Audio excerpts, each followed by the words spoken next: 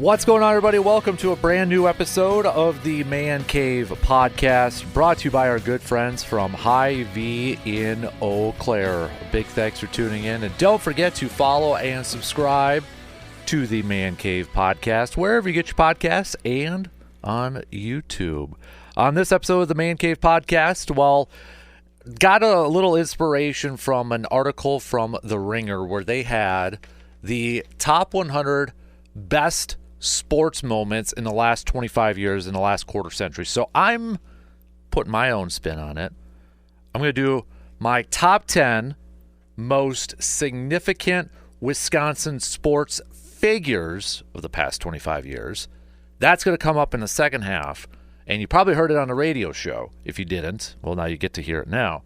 But the one you didn't hear on the radio show, my top 5 most significant Wisconsin sports events or happenings in the last 25 years. So my top 5 there before we get to the top 10 sports figures.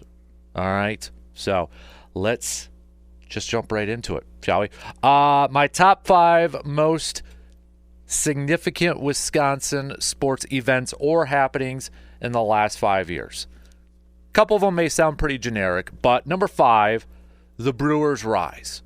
I mean, for most of my life, the Brewers were irrelevant. They stunk. They were bad. And then 2007, 2008, finally getting the postseason. You got the emergence to where now, in 2008, we just wanted to get to the postseason as fans, and we were just happy to get there. Expectations have changed over the years, and we want a little bit more. We actually won a World Series now. We're not just happy to make it in the postseason. We've been making it to the postseason on a consistent basis.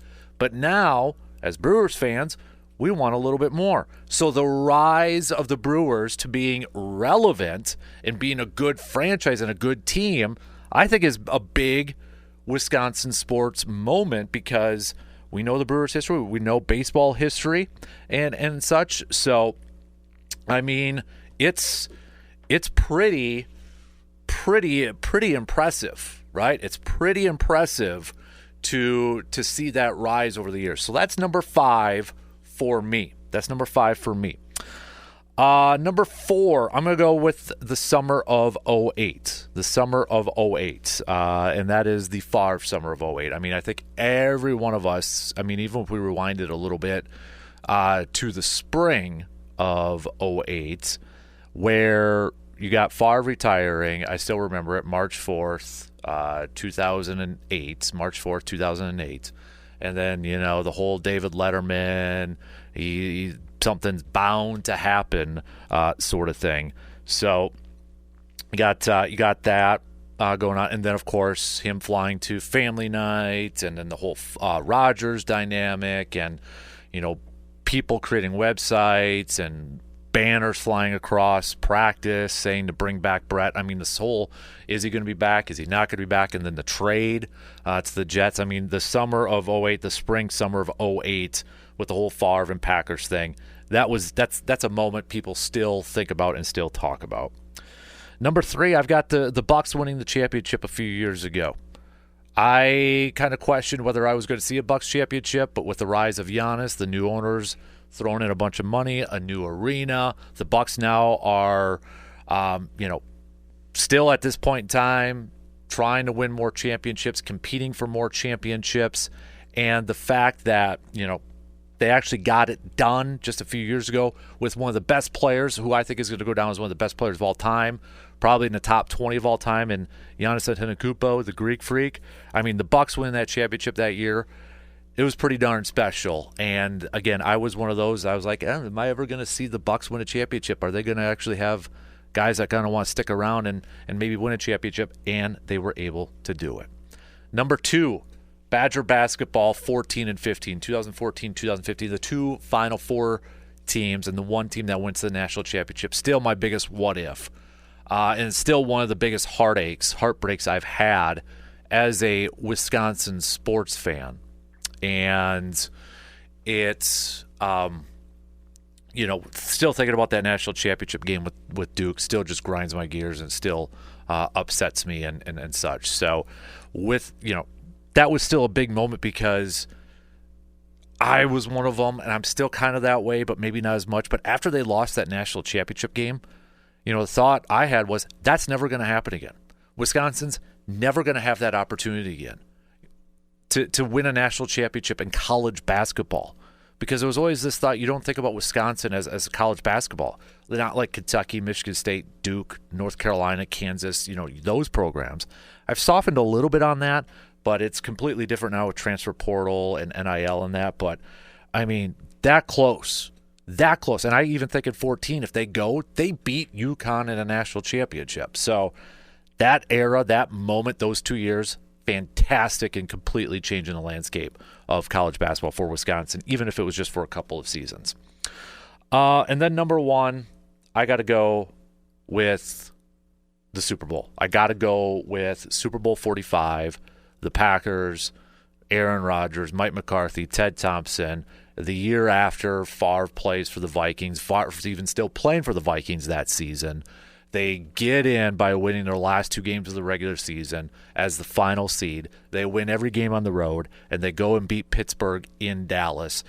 I mean, that signified that the Packers won the whole Favre standoff. I mean, he had been removed from Green Bay for 3 years, but was still playing for the Vikings that year. They got close the year before, getting the NFC Championship, but the Packers won a Super Bowl while Favre was still playing.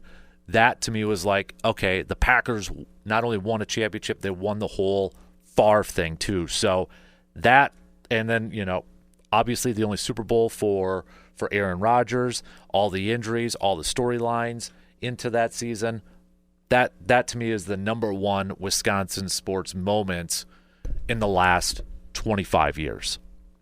All right, so let's get into my top 10 most significant Wisconsin sports figures, and I've got some honorable mentions too.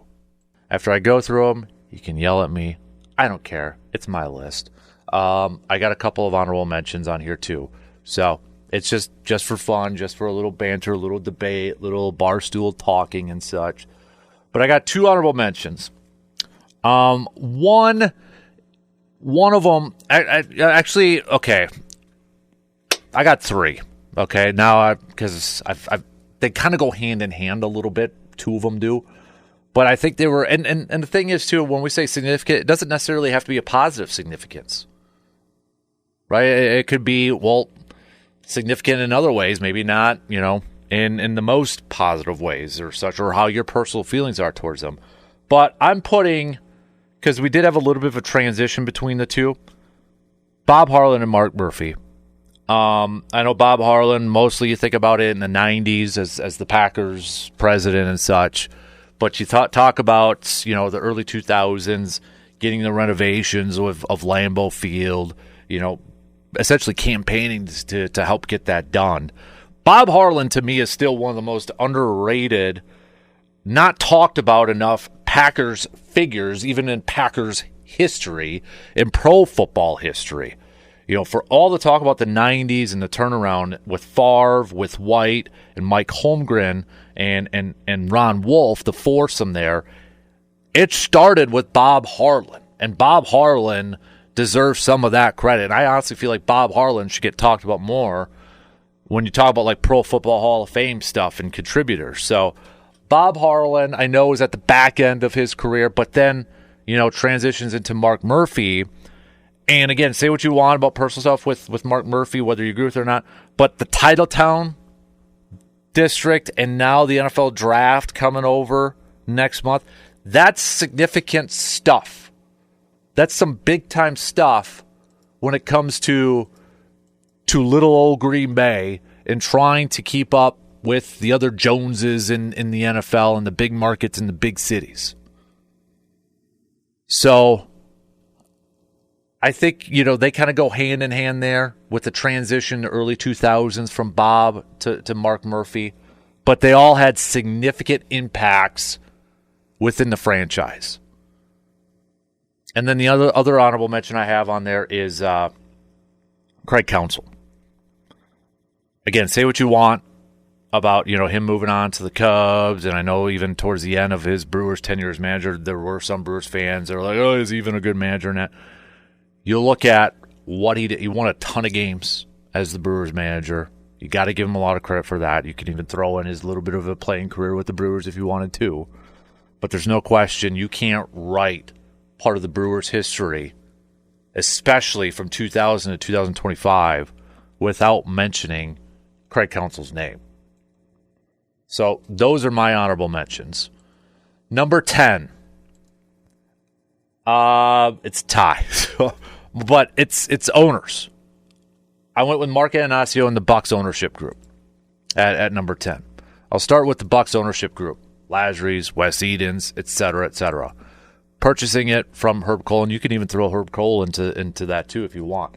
But purchasing the Bucks, not only purchasing the Bucks, keeping the Bucks in Milwaukee, building the Fiserv Forum, and then throwing money into this team to make them a competitive team, to being a championship team and a championship caliber team. Bucks district, everything around it. I mean, it's the Bucks in the last, 5 to 10 years. We're talking about championship expectations, all-time great player, and Giannis in there. Bucks ownership group had a lot to do with that. And then Mark Attanasio, I know, is a lightning rod of a topic for Brewers right now. But again, it doesn't always have to be positive significance. His significance with the team, purchasing it from the Seligs. And now they've are in the conversation, a lot of playoff experiences. But he's also a talking point. Does he do enough now? Has he been doing enough the last few years to put, his team in a position to compete for championships? They've gotten to a point now where they're consistently winning divisions or getting into the postseason. But is he taking that next step? He is a lightning rod of a topic for Brewers fans and Wisconsin sports fans out there. So for me, that's why he's a top 10 at number 10 right now. Number 9, I'm going Ted Thompson. The last time Ted Thompson was general manager, the last year Ted Thompson was general manager for the Packers was in 2017. But we still talk about him. We still assume, I think, a lot that Goody is a version of Ted Thompson.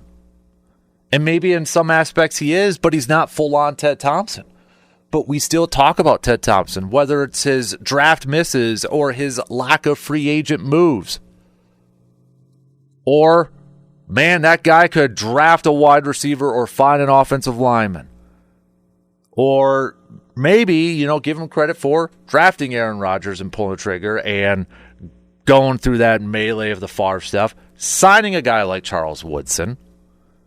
Ted Thompson was a very impactful, significant sports figure, whether it was positive or negative, however you choose it. Uncle Ted.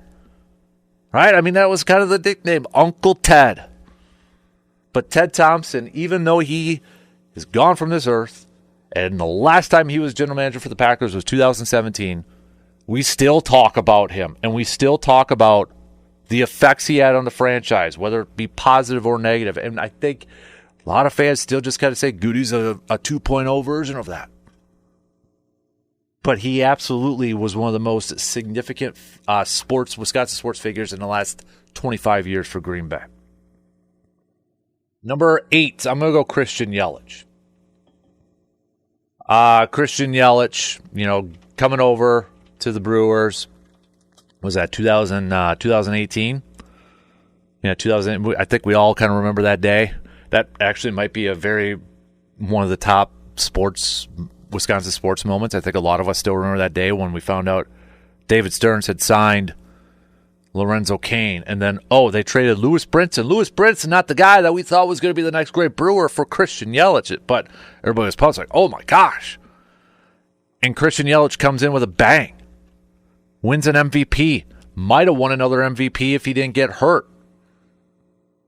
Gets a big contract. Now the last few years, been banged up with injuries.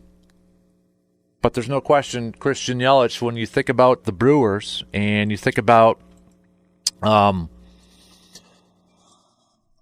the significance he has had on his team, whether, again, be positive with his MVPs, with his play, the negatives, the injuries, contracts, playing up to that, he has definitely been a significant part of Wisconsin sports history in the last 25 years. So, Christian Yelich, for me, is at number 8. Number 7, Frank the Tank, Frank Kaminsky. You're talking about a National Player of the Year in basketball. A Wisconsin Badger basketball player was National Player of the Year. One of the mains, if not the main guy that led this team to back-to-back Final Fours and a national championship appearance. Goofy guy. I mean, I love that's still the 14, 15 Badger basketball teams of all the Wisconsin sports teams. They're right at the top, near the top of my favorite. Fun-loving group, goofy group, and you just mix in Bo Ryan with that, and it's like I love those teams so much. They were so much fun. And Frank the Tank was at the center. Pun intended. But, you had some great Badger basketball players over the years. Michael Finley, you want to go back to Griffith, Tucker, et cetera, et cetera, et cetera. But in the last 25 years, Frank the Tank, I think you got to put him in there.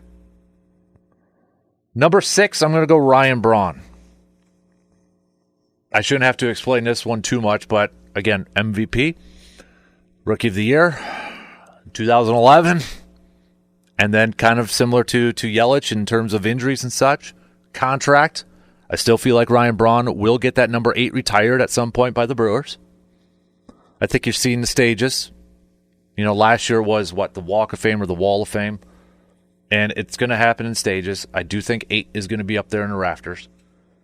But Braun was kind of, with that team of 08, we talk about that 08 team of finally getting in the postseason and then just the consistency level. Braun was at the forefront of all that. It was kind of like you had these youngsters with Prince Fielder, J.J. Hardy, Ricky Weeks, Corey Hart, and then comes in this Ryan Braun. And yes, you had CeCe in 08 there too, but Braun was kind of the face of the franchise. And then you factor in the whole steroid stuff, illegal substance stuff. That was pretty darn significant, right? That storyline was pretty darn significant. And how it all transpired. Gets it overturned. But then gets caught again. Paper trail. And then he admits to lying. Significant. There were some positives. There's a lot of negatives, though, too. But you can't write the history of Wisconsin sports in the last 25 years without mentioning Ryan Braun. All right, top 5 now. My top 5. I mentioned this guy a little bit earlier, but I'm going to go Bo Ryan at number 5. Coming in the early 2000s, Dick Bennett got that team to the Final Four in 2000. Did wonders for basketball, took them to another level. In steps Bo Ryan and takes them up another level of consistent success at Wisconsin. And even before those Final Four teams, I know there was people that were still kind of like, not maybe fully on the Bo Ryan train. They thought, okay, Bo can only take them so far, Sweet 16s and whatever. But then you had those 14 and 15 teams, and you had the Final Fours, and then the national championship appearances. Bo Ryan, no question to me, in the last 25 years is one of the most significant, influential sports figures in Wisconsin sports history. For the level of success that Wisconsin Badger basketball had. I don't know if a lot of you see this, whether there's some of these videos that go around social media, and there's been one I've seen a few times.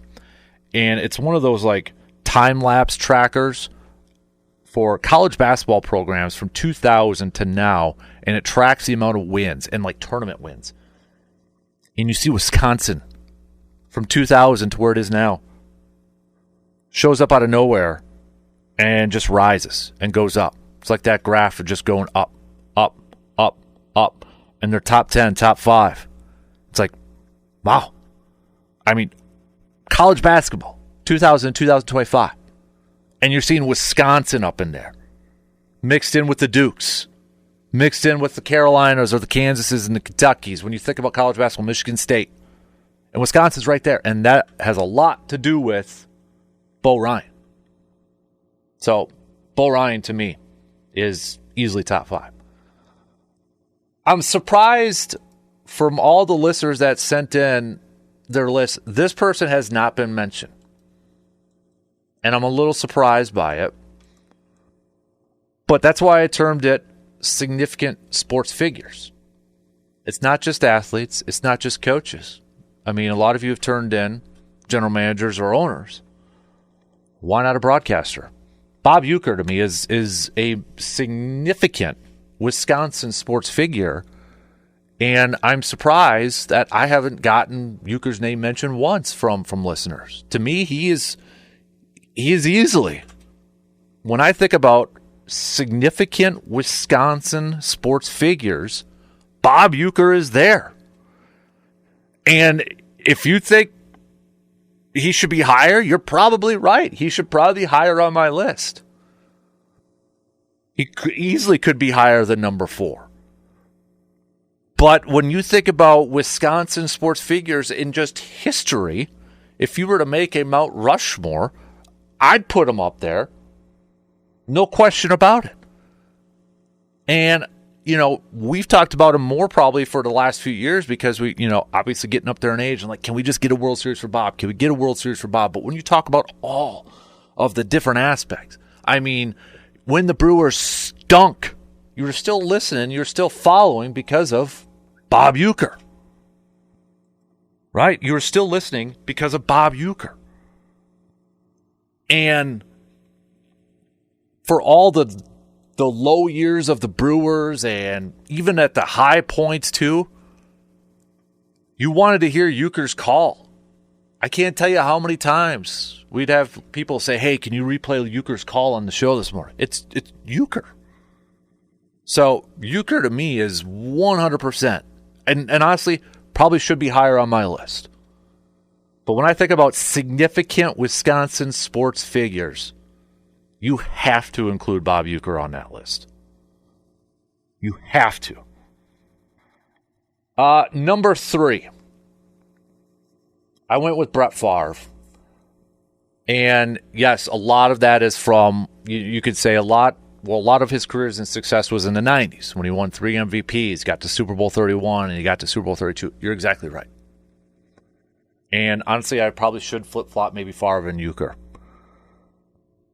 But when I think about Favre, and I think about, when from 2000 to 2007, 2008, last year in Green Bay, 2007, you think about maybe for people of my generation, my age, and you think about the Packers, it was Favre. It was Favre. And, I mean, he was everything about Wisconsin, even though he was from Mississippi. Hunter, outdoors. Might rather have been, sitting in a tree stand than playing football at times and such. But he exemplified, I think, everything about Wisconsin that just gravitated, or just a lot of Wisconsin people connected with him so much. But not only just because he was the quarterback for the Green Bay Packers, but I think you have to factor in that summer of 2008 was pretty dang significant. And he was the center of it all. To retire in 2007. I still remember the date, March 4th, 2007. I still remember being in college and being woken up by one of my roommates, and all he said was, turn on the TV, and he left. And it was Favre had retired. Going to campus for classes, UW Eau Claire, the amount of people wearing Favre jerseys. I was one of them. And just the overall, sadness. And all the Sports Illustrated's coming out with Favre and these commemorative things, and it's like the goodbyes. And then Madden's like, hey, we're going to put Favre on the cover. And then David Letterman's appearance where he says, something's bound to happen. And then it's like, uh-oh. And then the summer of 2008. All of that. He flies into Family Night. The meetings with McCarthy and Ted Thompson and, the banners being flown at training camp. Bring back Brett.com or whatever. And then you even go to 2009, when he goes to Minnesota. People holding Favre funerals and burning jerseys and all that. Favre was a pretty dang significant Wisconsin sports figure. Definitely in the 90s. 2000s, maybe for some different stuff. But again, if not having Favre on that list, you're missing a big gap in Wisconsin sports history. So my top two actually is pretty much the same from the majority of people. I'm going Giannis at number 2. You're talking about one of the all-time greats in not only just Milwaukee Bucks history, NBA history. He's going to go down. I truly believe he will be debated how close he is to a top 10, top 20 player of all time. That'll be the debate. I don't think a lot of people would probably put him in top 10, but I could easily see him being between 10 and 20. And especially like if he plays his whole career with Milwaukee, which is an unknown. We don't know that at that point. But if he does, he's going to move up on the pedestal of Wisconsin sports lore. If he finishes his career with Milwaukee, plays his whole career there. But you talk about one of the all-time greats playing in Milwaukee. He brought back a championship to the Bucks. He has, I think, almost single-handedly recruited more fans to follow the Bucks. He's just an overall and I know it's a dangerous assumption when it comes to athletes, but he has overall he seems like an overall good guy. Like we talk about how many times that's who I want as my kid's role model in terms of a sports athlete. Seems like he does it the right way, has the right mindset, has the right attitude. But, I mean, for crying out loud, when you think about the last 25 years and you think of athletes in the state of Wisconsin, you'd be hard-pressed to find a lot of other people ahead of Giannis. He changed a whole organization. He's changed the fortunes of a whole organization. And you're talking about now one of the best players to ever put on a basketball uniform. And, you know, how he just first started when he got drafted. Who cares? It's the Bucks. And just completely changed the landscape and the narrative surrounding the Bucks. So, yeah, you got to put Giannis. If you say Giannis should be 1, I'm not going to argue with that either. He has a really good case to be number 1. But my number 1, it's not necessarily for best stuff, but I got to go Aaron Rodgers. I'm going to go Aaron Rodgers at number 1. Significant. What's the positives? Play, MVPs, Super Bowl championship, going through that summer of 08, replacing a legend in Favre. I mean, you want to say he's the best thrower of the football that you've seen, or at least in Packers football history? Go for it. I won't argue with you. You know, there will be the debates probably long, it'll continue long after we're all gone. Who's the best quarterback is in Green Bay Packers history? You know, it's between Starr, Favre, and Rodgers right now. Maybe Jordan Love can do that, get involved in that conversation. I'll have to win a championship and such first. But you factor in everything else with the whole Rodgers thing, the drama. You know, whether you like his personality or not, whether you agree with his views or not, he's a lightning rod of a topic, and he gets talked a lot about. I mean, we're still talking about him. And he hasn't played quarterback for the Packers in the last couple seasons. But you look at the positives, you look at some of the negatives, you look at a few years ago, the whole, he wants out, no, then he's coming back. Darkness retreat, Pat McAfee show appearances, venting. I mean, all this different stuff. How many NFC Championship games? When you think about 2000 to 2025 and you think about the Green Bay Packers quarterback, I think it's Aaron Rodgers. It's Aaron Rodgers. And, you know, at that time, replacing Favre, it was like, okay, yeah, we're not going to be able to replace a legend. You're just kind of hoping that he's going to be a decent quarterback and a good quarterback. And the way, his career started is like, this was a guy that everybody liked. I mean, he was on TV shows like The Office. He was doing softball games. He was doing all these funny commercials and a lot of stuff with Mac Fun. And just, he's like, oh yeah, this is a dude. We like this guy, And then things changed. And when you think about the last 25 years and you think about, Green Bay in that aspect, who's at the forefront? It's Aaron Rodgers. So that's my list. What's yours? Let me know.